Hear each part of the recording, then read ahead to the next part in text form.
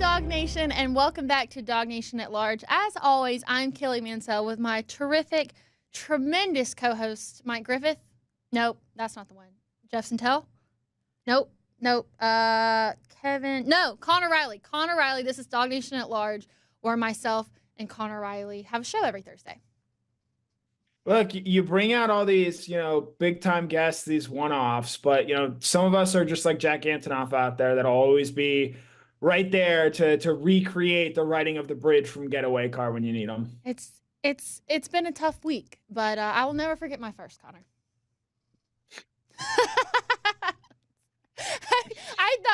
I honestly thought you were going to be a lot more upset about this whole situation, and you're handling yourself very well. No. All right, guys, this is DawgNation at Large with myself and Connor Riley. It's the show for the new breed of Georgia Bulldog fan. This is DawgNation at Large with DawgNation insiders Connor Riley and Kaylee Mansell. All right, DawgNation, this is DawgNation at Large. I know it might be a little bit confusing because you may have seen me on the beat this week as well as before the hedges, but this is my normal Thursday night slot, and I'm a little bit biased, but perhaps my favorite DawgNation show. So excited to get today's show started. Here's what we have in store for you on DawgNation at Large. We're going to do winners and losers from fall camp now that that has wrapped up. Then Connor, Cody, and I are going to dive into our favorite players before the season starts. SEC announced the tiebreakers for the SEC championship. It did not look like English to me, so we are going to break that down in the most clear way possible. And then it's time for yet another Connor Kaylee Showdown. More on that later, but let's start with this. Fall camp coming to an end. Who were the ones that came out victorious? What are the things that we still have a few questions with? We're going to start with a winner here. We talked a little bit about them last week, but just more in depth on it today. It's got to start with the outside linebacker position because I feel like at the beginning of summer, this was a position in which we had questions about because we knew that they were going to need more than just Michael Williams. But after fall camp, it seems that we have more options. So I would consider this a big old W for the outside linebacker position. Yeah, it's a position that I think has done a good job of developing depth. They had some guys emerge over the course of fall camp. Damon Wilson comes in. I don't know if there's a player, and I wrote about him this morning on DawgNation.com. I don't know if there's a player that did more to change his body this offseason in a positive way than Damon Wilson did. And you hear Kirby Smart talk about how he's going to be able to help the team on first and second down. That's exactly the kind of thing that you want to hear if you want Damon Wilson to be a player on this team. Quintavious Johnson had a really strong fall as well, and he looks like he's a guy that can factor into that rotation there at the outside linebacker position. We'll talk a lot about Jalen Walker later, at least somebody will. He's still playing at that outside linebacker position, and when you add him, when you add in Michael Williams, you still have Chaz Chambliss there, the ever-reliable veteran. You have a lot of different bodies that you can not just throw at opposing defenses, but can match up in different ways and allow you to do different things and play in different ways. And so from that aspect, from a Georgia team that maybe no position is asked to do more or has more on its plate than the outside linebackers, that they now have a variety of playmakers out there to do it as well, I think is a good sign for this defense entering 2024. Well, just as there are winners, there have to be losers. I think one of the losers, and it was sad to see, was it's got to be at the center position. There was so much hype in the offseason around Jared Wilson, and it's not easy shoes to replace SVP, but there was a lot of love for him. Then he got an injury, which limited him in fall camp, so they actually moved Tate Ratledge to the position and got him some snaps, but that's not what you want at that position. Now, on the depth charts, there's still Drew Bobo and Malachi Tolliver listed, but those are both young guys, and it's hard to come in and fill in that position. I just keep thinking, what if something actually happens and goes down? Are we going to move Tate Ratledge there, considering he's a preseason All-American at his position? I don't think that's what you want to see, and it brings a lot of questions to the center position. Yeah, I think when we talk about most indispensable players on this team, I think the Jared Wilson injury this fall, I believe it was an Achilles injury that he was working his way back from, that he now becomes the top player on that list in my mind because, again, you have to reshuffle so many things. There isn't, for example, a Jared Wilson behind, say, like Cedric Von Granger a year ago. Sounds like Wilson's going to be good to go for the Clemson opener, and there's no reason to really fret there, and the injury doesn't seem to be something that is lingering. But he is sort of the straw that stirs the drink on that offensive line. And they have great depth at tackle, and they have great depth at guard to where, yes, even if you do move Tate Ratledge to center, you're going to be able to play Dylan Fairchild and Micah Morris. But I think that there's a drop-off there in going from Jared Wilson to Tate Ratledge. And so it's vitally important that Jared Wilson not only play well this season, but play every snap. We talk so much about the greatness of Cedric Van Pern Granger. Mm-hmm. Availability is the best ability, and he started every game over the last 3 seasons for Georgia, and that's not an easy feat to pull off. Let's move on to our next one. It's got to be the freshman class. A lot of love for the freshmen this season between Nate Frazier, as you mentioned, Quintavious Johnson earlier, which is not somebody that I was expecting to hear much about, especially coming out of fall camp. Joseph Jonah Ajanye. You mentioned Jeremy Bell, a walk-on wide receiver who did not look like a walk-on. I feel like there's been a lot of spotlight on the freshmen this year, and last week we talked about how Kirby said it was the idea of the deterioration of college football because of the depth, but with the lack of that depth, that gives freshmen more opportunity to play and have those quality reps during scrimmage time. So I would have to say a winner for me in this fall camp would have to be the freshman class.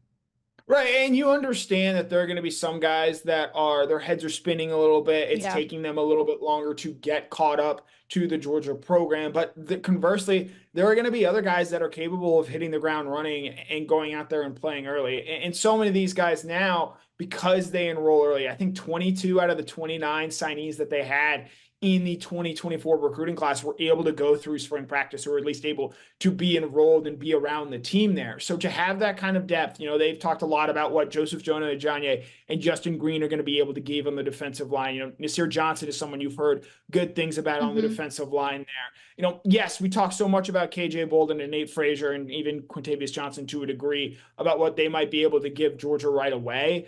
But because of the transfer portal and Georgia losing 20 plus guys, it seems, every year, it's going to put these freshmen in a place to where they're going to have to be able to contribute right away.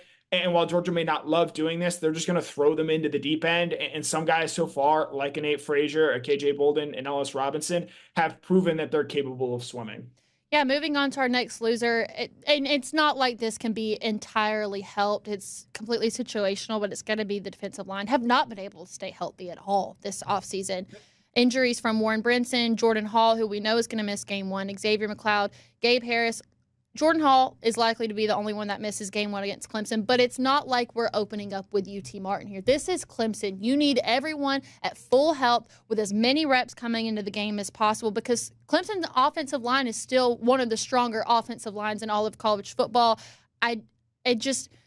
This is not the position group that you want hurt coming into this game, because ultimately, in my mind, that's the strength of the SEC is the front 7 and the depth at that position. And I hated that it's all gone down this way in fall camp. No, I think when you look at why Georgia won a national championship in 2021 and even 2022, they had both elite talent on the defensive line and elite depth on the defensive line. And that's been hurt by the injuries that we've seen happen to Georgia so far. Jordan Hall dealing with those 2 stress fractures in his leg. Xavier McLeod, an unspecified injury. It sounds like he's not going to be able to play potentially against Clemson to open the season. Georgia is expected to have Warren Brinson go full go. I know that it was Achilles tendonitis, what Kirby said. It could also maybe be a case of senioritis with Mr. Brinson there in fall camp. But I think overall, your point there, Kaylee, again, they're going to be relying on a lot of young buddies on the defensive line. And you look at how Georgia won in 2021, Jordan Davis was a senior. Devontae Wyatt was a senior. Trayvon Walker was his 3rd year in the program. Jalen Carter is an anomaly in and of himself. But even guys like Warren Brinson and Nat Stackhouse, who were contributors on that team, were veterans. They don't have that same, certainly top-end level of wave of veterans, but even just the raw bodies. Warren Brinson and Nat Stackhouse are going to be huge for this team. But you need a guy like Christian Miller to not just emerge from a rotation player, but become a big-time every-down player. And that becomes harder when you have to rely on him for more snaps, as I think you potentially saw last year with the Georgia defense late in that SEC championship game. Here on DawgNation at Large, we like to end things on a positive note, so we are going to end on a winner here. And this is one that I'm so excited about, and it's the running back room. Because think about this time last year, where we were. So many hurt bodies. We weren't even sure what the running back position was going to look like. And this year, we have options. So much excitement about Trevor Etienne, but now that we've gotten through fall camp, there's a lot of conversation about Branson Robinson, Nate Frazier. So to think about the position that we're in now versus where we were last year, I mean, miles ahead. It gives you so much hope going into these first few games. Yeah, this time a year ago, there were some people out there that thought, Cass Here we Jones go. was going to have 70 carries on the season. Wow, you thought I would be catering to Cody there? Oh, wow. Yeah, it's Why would almost you like we be have a doing Connor that Kaylee show. on this specific show at this point in time? I was making a point about where Cass Jones was and how he was going to be a factor for Georgia a season ago. And I will say, while the long-term view of this running back room is still great, don't be surprised if you see a lot of Cass Jones in that game against Clemson, because we still don't know the status of Trevor Etienne and whether or not he will play. Kirby has obviously not said anything on it. I have a feeling that this is going to go high up in the university, and we're going to see what Georgia ultimately decides to do given the letter of his arrest. And while, yes, charges were dismissed, it's not like the arrest didn't happen. And yes, he still pled guilty to a reckless driving charge. So I think with that in mind, Roderick Robinson dealing with a toe injury, as great as a fall camp as this Georgia running back room had, there's still some of those same lingering questions we had a year ago. And to use a meme that is much more current, Nate Frazier, Branson Robinson looking at that first game. Oh boy, they're getting ready to make a name for themselves out there in that first game potentially against Clemson because of some of the things at the top of this running back room. Connor, to sum all this up, is there anyone that we missed other than Cass Jones, of course? In terms of the running back, or just winners or losers in general. In general, we can go a bunch of different places here. I do think the inside linebacker room is one worth noting. It sounds like Small Munson is healthy. Does he play? We don't know. But it sounds like Raylan Wilson and CJ Allen have had good camps there as well. And so you feel, I think, a lot better about that room to start this season than you did at the end of last year, where Smile was essentially playing with a broken bone in his foot. You had freshmen out there in Raylan Wilson and CJ Allen who – good players were doing the best that they could, but I think, as you saw, if you want to go back and rewatch that SEC championship game, they were just not quite ready to meet that moment. I think when they get a chance to and a crack at Alabama later this season, they're going to be two very different players, and that's going to be a huge boost to this Georgia defense. So in just a few moments, we're going to take a tour around all of our favorite players alongside our friends Cody Chaffins. But first, we want to remind you that we are so excited to have Zagoria Law Firm as a partner here on DawgNation, and specifically DawgNation at large. One thing we love about Zagoria Law Firm is that they are the only law firm in the state that specializes in representing people bitten by dogs. That's right. They are the official dog bite injury lawyers of the Georgia Bulldogs. They literally wrote the book on how to win these cases. So if you or a loved one has been hurt by someone else's dog, make sure to give them a call at 833-GA-DOG-BITE. That's 833-GA-DOG-BITE. And check them out on their website at ZagoriaLaw.com. Again, that's ZagoriaLaw.com. So I feel like this is the first time in a few shows, actually, that the three of us have been able to get together, myself, Connor, and Cody Chaffins. And we just thought, just for something light and fun before the season starts, we're going to give you our top 2 favorite players. Some of them may come as no surprises. We all have our biases here on the show, but maybe we'll have some wild cards thrown in there. I will go first, then we'll have Connor go second, and then we'll have Cody come in right after that. Hey! Hey, how are you? A lot better now that you're doing here. Will you get my name right at least? You didn't get Connor's, but I know you've been eventually hosting shows with everybody. It's been a while since we've hosted together, Kaylee. Yeah, Connor, please. I was just going to say, she's taken after Taylor Swift, working as hard, doing, 3 shows in 4 days, 4 shows in 4 days, however many it is. She's just in her Taylor Swift era in terms of shows she's doing. And, look, as Taylor takes a break after finishing her European leg of the tour, I think Kaylee's right there to pick up the torch. Yeah, no breaks for me. All right, so it's our favorite, just straight up favorite, not the best, not anything, just straight up favorite player. Favorite. Okay. Go ahead, Kaylee. All right, I'm going to go first. This is the one that may come as no surprise. I have North Georgia pride. So what? Connor loves to remind everyone of that. So, of course, my first favorite player has to be none other than Tate Ratledge, the hometown hero. Best mullet on this side of the Mississippi. Could have left to go to the NFL, but no, decides to stay. Come back another year. Bring back some veteran experience to the offensive line. A fellow podcast host who does a great job. And let me remind you that he's also really good on the offensive line. And I would also like to give a shout out. His girlfriend is wonderful too. So that's just a nice added bonus to my already one of my favorite players on this team. It couldn't have been anybody other than my good friend Tate Ratledge. Connor, what say you?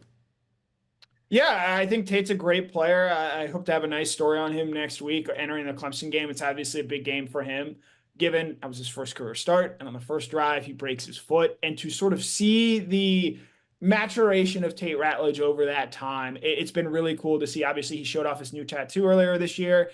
And so I just think in general, Tate, a key piece on this Georgia team, and I think someone who is ultimately going to define the 2024 Georgia football team. Something I love about Tate is he's a guy, a lot of times we only see these guys in press conferences, but, when we get to these bowl games and the national championships, we get to kind of get a little more one-on-one time. And Tate is always up to have fun, as we can see on the podcast and all the stuff he does online as well. But he's always up to talk about his mullet. He's always up to do something fun, always has a great personality. So, yeah, I totally agree. Tate Ratledge is up there for me, too. Mm-hmm. Wow. All right, Connor, who you got? This should come as a little surprise. As the president of the Jalen Walker fan club, we are going with, obviously, Jalen Walker here. I value his versatility. I love that he can do a bunch of different things. I appreciate that he recognizes that his long-term future comes at that inside linebacker position. He knows that that is what he's going to be asked to do at the NFL level.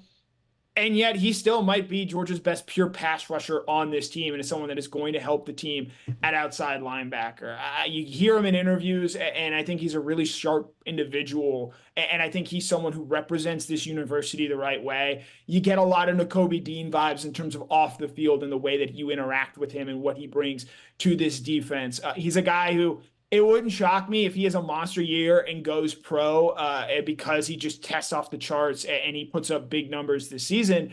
But he's also a guy in a day and age where you see more guys leave early, whether it be via the transfer portal or the NFL draft.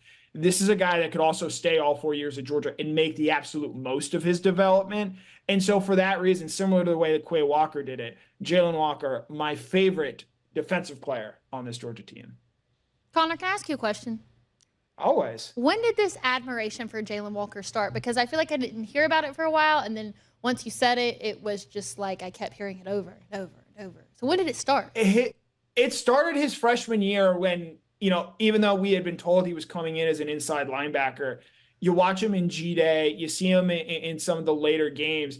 He's finding ways to make an impact as a pass rusher. And I thought, it's interesting that they're using him in that role and then playing him off ball. And then I think it really blew up last year when he leads the team in sacks. 12 snaps played against Alabama, 2 sacks.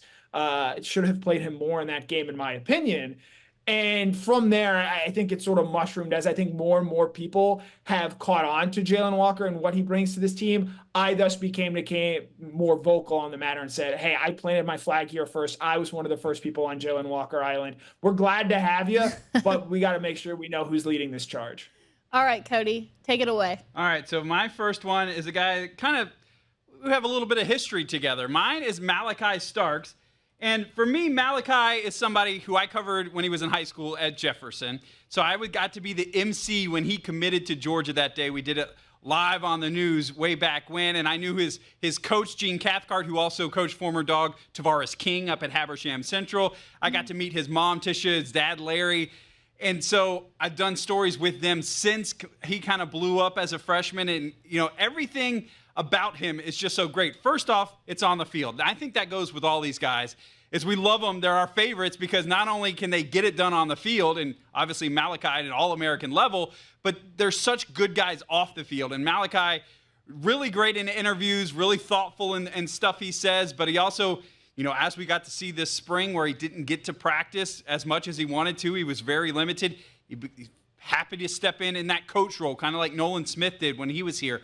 So I love that about him. He just he's not too flashy, but he's got some substance to him, and he really, when he talks, people listen, not only fans and the media, but also his teammates. So got to be Malachi Starks for me. I didn't know you emceed the ceremony. That's really cool. Yeah, that was up in Jefferson High School. It was like in the middle of COVID. It was the first time I'd been in a room with a bunch of people in a really long time when all that shutdown had happened. So I was wearing a mask, but we were in Jefferson, and people were crammed in there because his parents are both from Jefferson too. And so he went to high school. They're high school sweethearts. It's really a really cool story. And he's got a great relationship with his sister as well. But people there are invested in him. They feel like he is their guy. And so that place was packed out that night. It was a really, really fun time. feel like this has been a well-rounded first round. Yeah. I was just going to ask Kaylee, do you count Jefferson as North Georgia? Do you try and claim that land? No. So I worked in Northeast Georgia. We always called it Northeast Georgia, but yeah, it's not. You're more Northwest. I know where your heart lies. The southernmost region of the Appalachian Mountains.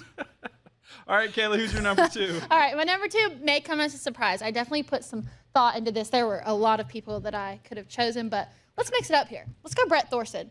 He's just a Bobby girl living in a brat world. I like that he adds some flavor and spice to this team, and I do feel like he has embraced the culture of the Georgia football program. I mean, he's from Australia playing in one of the most American programs in the entire country. And I feel like he doesn't speak much, but anytime I've seen him appear on podcasts or in the media, I find myself always laughing. I just feel like he brings a little something extra to this team. So I'm going to go with Brett Thorson for my number 2.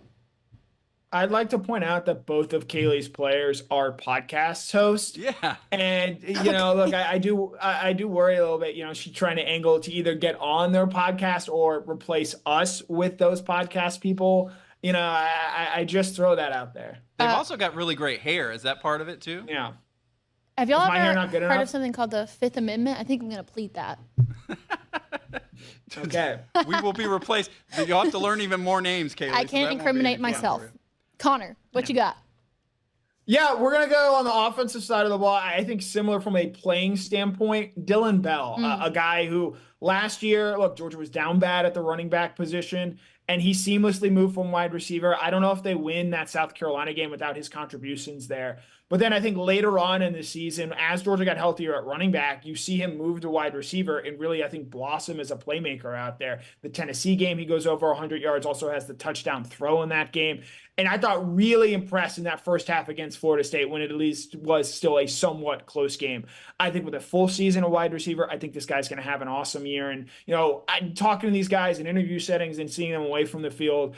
Dylan talked about the adjustment of coming from Texas, about how A.D. Mitchell moving from Georgia back to Texas impacted him because of how close they were. This is a guy that wasn't heavily recruited out of high school, wasn't seen as a big name, but has also opened up to the fact that, I want to be like Deebo Samuel. I see that's how I envision myself. And he's always welcomed those expectations. He's never run from it. And I think that's a big reason why he fits the culture here at Georgia so well. And so just all tying that together, I think he's a guy that is certainly a capable football player and someone that I think is going to make a ton of big plays for Georgia this season.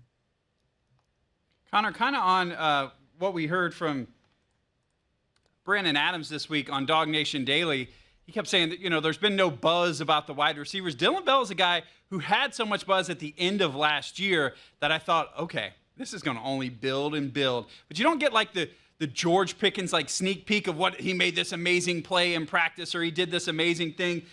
Does that worry you at all that we just haven't it hasn't been building as fall camp has gone on?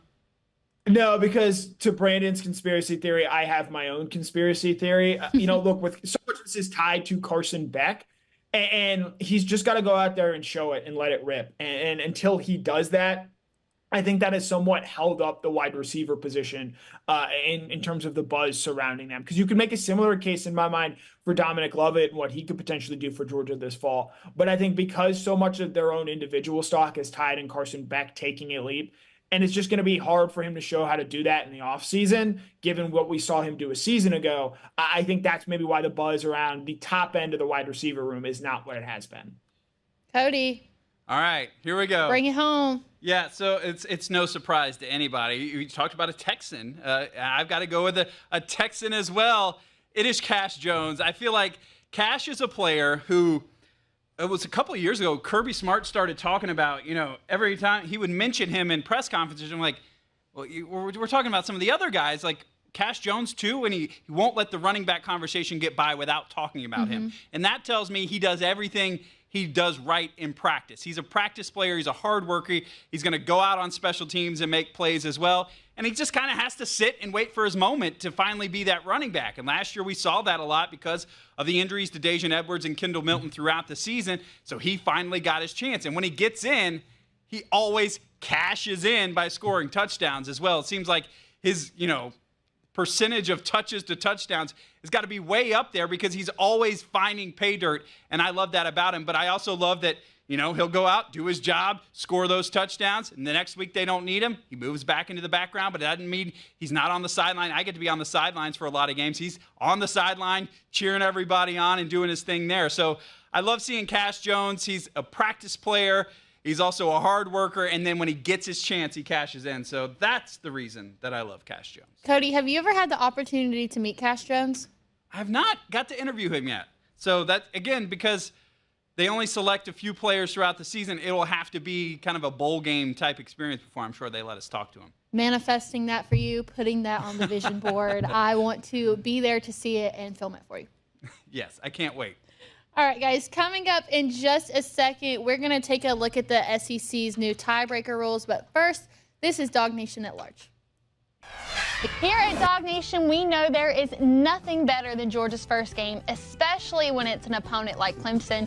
But as someone who's lived in Atlanta for the last 6 years, I know that getting to Atlanta could be a hassle. Whether it's hotel, parking, or traffic, it's a pain, and that's the last thing we want you to worry about for the opener. So DawgNation is here to help, along with our partners at Discover Dunwoody. If you've got tickets to the game, Discover Dunwoody will take care of everything else. Their VIP package includes one night at the Hyatt Place Perimeter, luxury round-trip transportation to the DawgNation tailgate, and a one-of-a-kind swag bag that includes an exclusive DawgNation Invasion t-shirt. So let Discover Dunwoody get you to the big game and back in style. For a stress-free weekend, you can register at atlsportstrips.com. Again, that's atlsportstrips.com.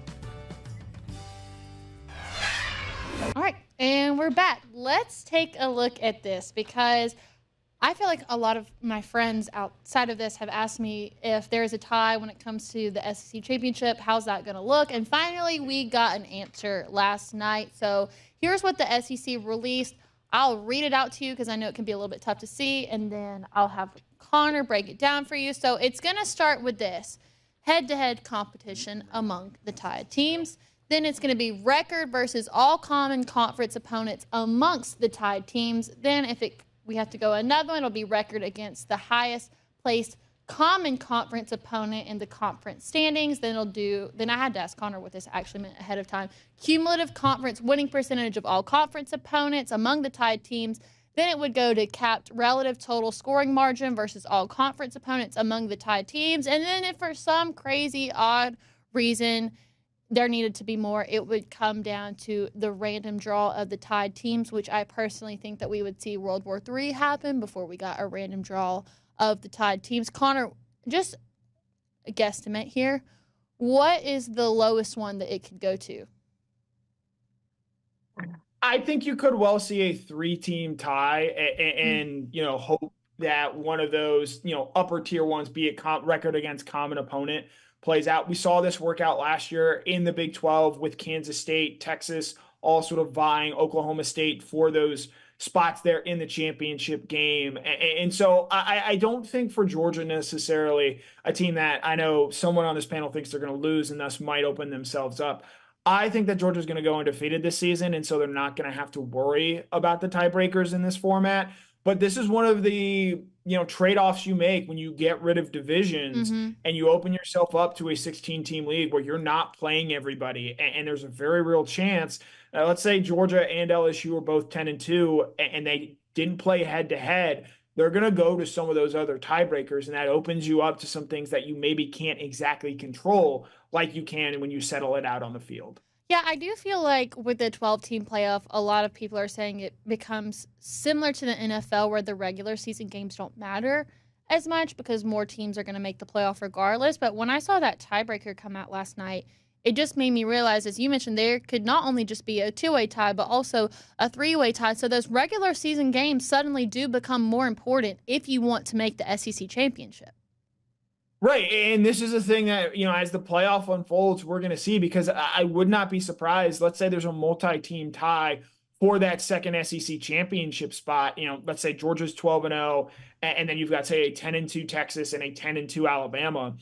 whichever team doesn't end up getting into the SEC championship, it might not be the worst thing in the world, just given that you're not going to add an extra loss to your resume. You're going to get a bye week off. And while, yes, if you win the SEC, you get that bye week back.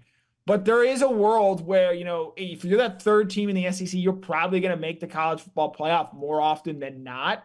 And so being in those tiebreaker situations, it can work out in your favor potentially, even though obviously you want to control your own fate and potentially earn a first-round bye in the college football playoff.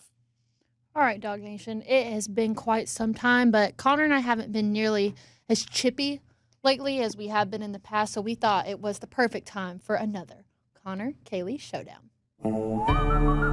It's time for the Connor Kaylee Showdown.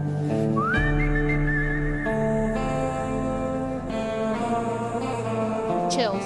Literal chills. I can feel it. It's been too long. Here is what we are going to be deciding on today.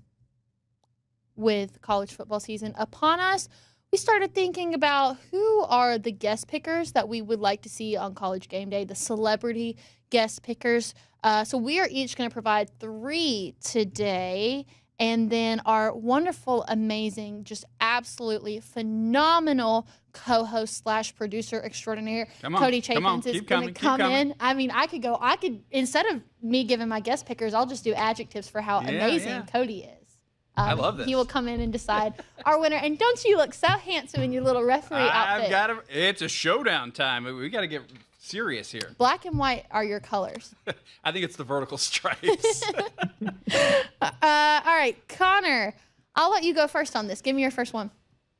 All right, we're going to go Dream first because that was the way that it was pitched to me. And I think Dream, look, maybe I didn't dream big enough here, but Shane Gillis, very funny. I think he would fit the vibe of College GameDay very well. I think it'd be very funny, one of the best stand-up comedians out there at the moment. But I think what makes it so funny to me is also the school that you would pair him with, because I don't know if you followed the rollout of the EA College Sports Football video game. He's a Notre Dame fan, and if you've watched any of Shane Gillis' stand-up, he's kind of loose, works a little blue, very blue-collar type individual.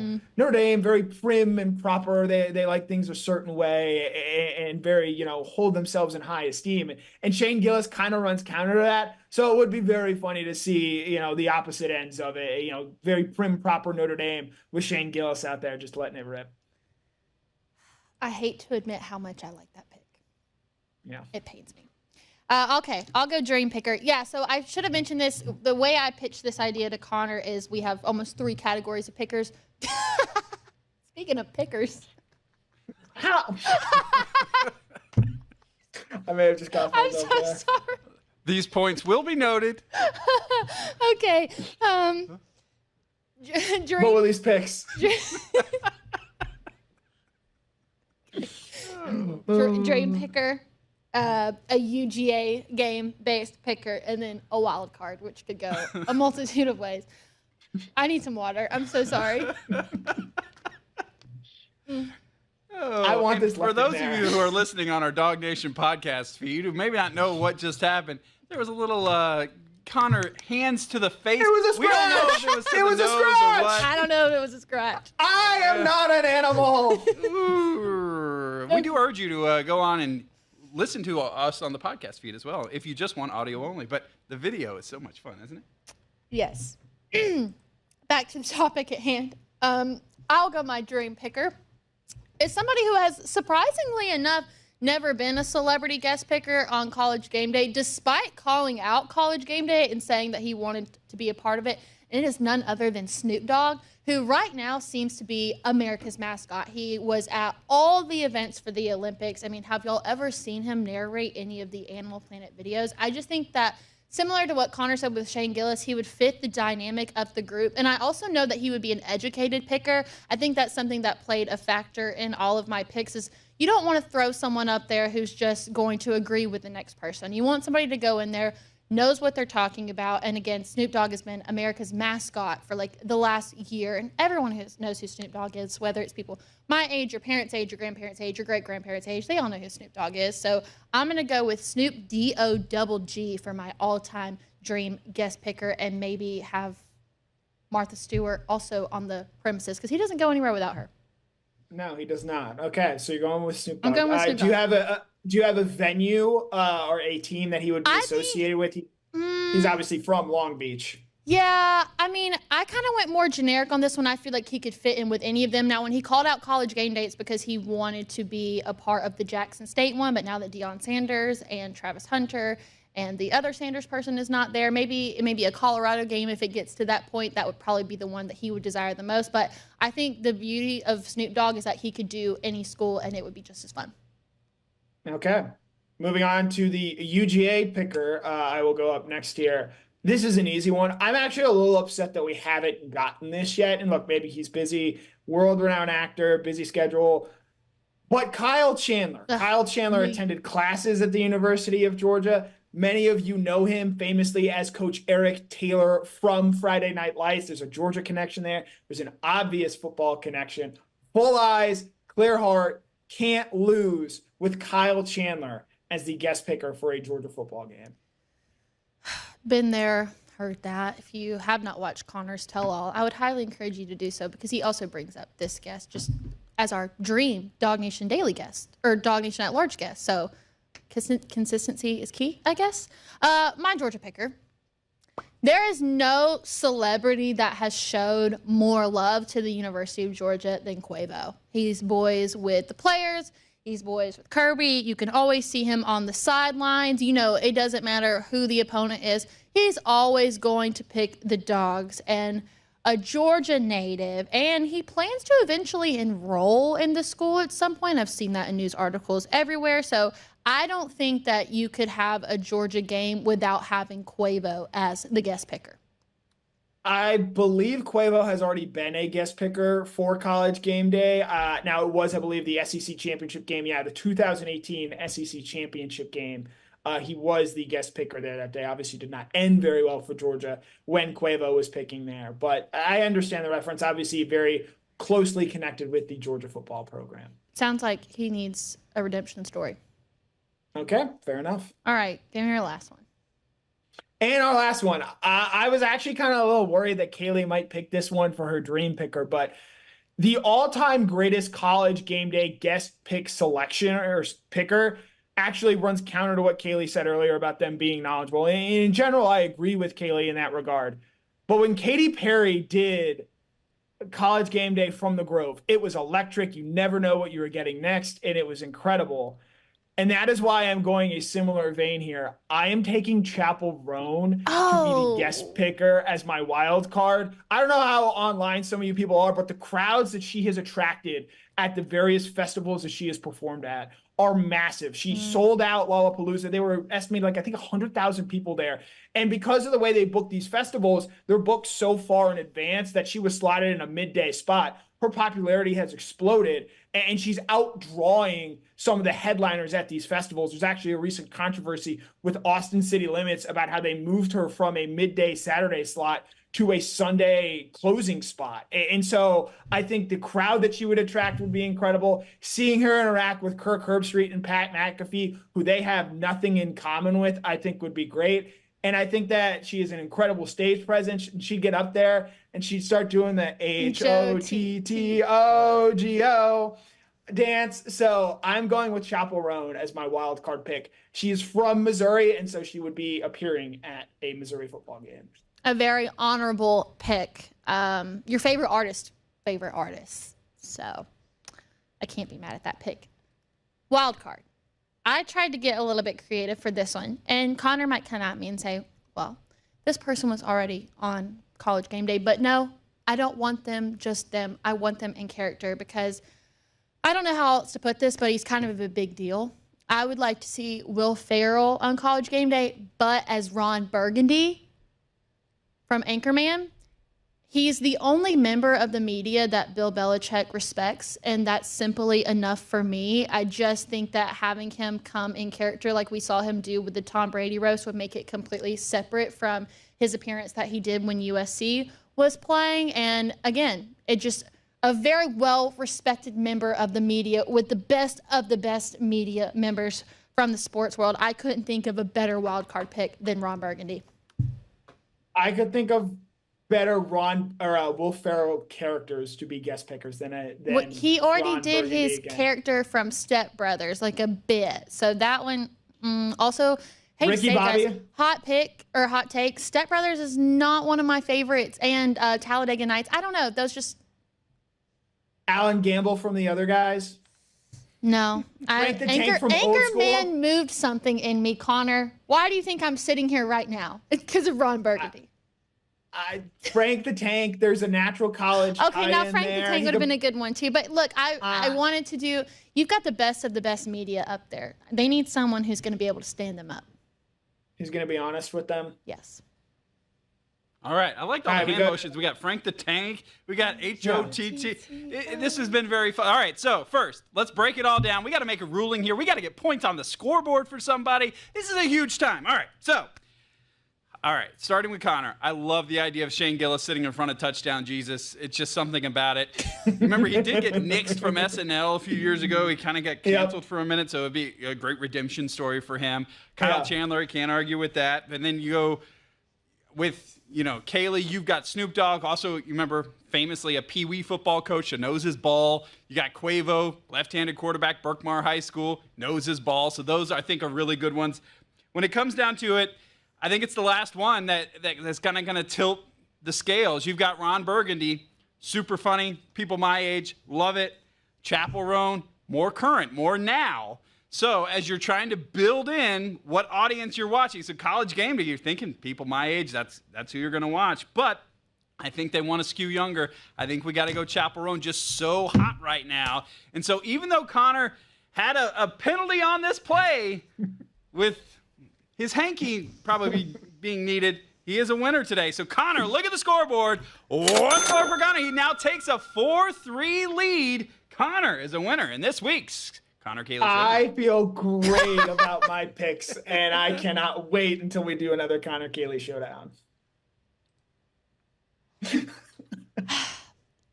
The only reason I am not taking this, like Michael Jordan personally, is because the deciding factor in this was Chapel Roan, and she is currently one of my favorite artists at the time. I'm actually really not surprised, but more impressed that you were bold enough to put her on DawgNation at large and choose her as a picker. I can't be mad at that because that's really all I've been listening to over the last month or so. So just simply because that Chapel Roan was the sway vote, that's fine. I'll take it. I came into work the other day singing Hot to Go, and Cody picked up on it. So, Chapel Roan, I would love to do your tell-all one day. If you're watching, hit me up.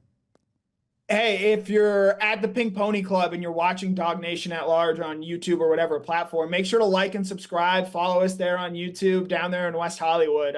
Now, look, we're hip with the times. While Ron Burgundy, a great selection. I don't know how you argue against someone as casual as Chapel Roan. I learned that Connor is a lot more bold than I thought with some of his references. That is what I learned on today's show. Respect. What'd you learn, Connor?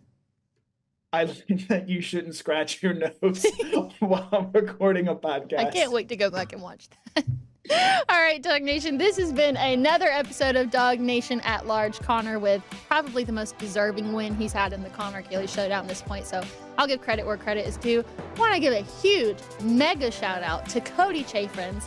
So glad to have all three of us back. Everything feels right in the world again, and DawgNation, we couldn't do it without you. Go listen to some Chapel Roan, enjoy some college football this weekend, and we'll see you right back here next Thursday at 7 o'clock.